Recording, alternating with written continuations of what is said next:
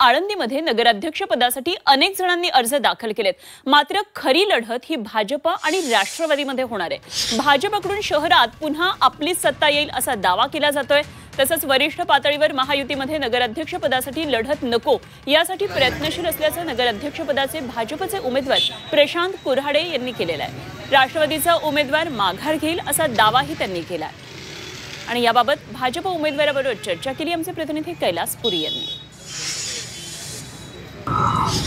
आळंदीमध्येही निवडणुकीच्या दृष्टीने सर्वच राजकीय पक्षांच्या प्रचाराला वेग आलेला आहे।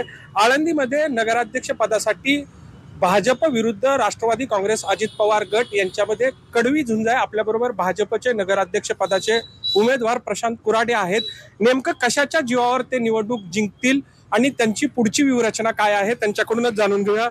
काय सांगाल, कोणत्या मुद्द्याच्या आधारावर तुम्हाला वाटतंय की आळंदीमध्ये पुन्हा एकदा जनता तुम्हालाच विजयी करेल? 2016 साली भारतीय जनता पार्टीची आळंदी नगर परिषदेवरती जी सत्ता आली होती आणि त्या सत्तेच्या अनुषंगाने 5 वर्षामध्ये जी विविध विकास कामं झाली त्या माध्यमातून आळंदीतील सर्व मतदार बंधू भगिनी आमच्या भारतीय जनता पार्टीच्या सर्व उमेदवारांना चांगल्या पद्धतीने आणि प्रचंड बहुमताने निवडून देतील याची खात्री आहे। आता जी लढाई आहे ते अजित पवार गटाशी आहे महायुतीची। महायुतीत तुम्ही जरी एकत्र असला तरी इथं मात्र लढाई तुमची थेट अजित पवार गटाशी आहे। कसं तुम्ही म्हणजे एकत्र असल्यानंतर इथं विरोध करणार? आजही मला विश्वास आहे महायुतीतला ते आमचे घटक आहेत।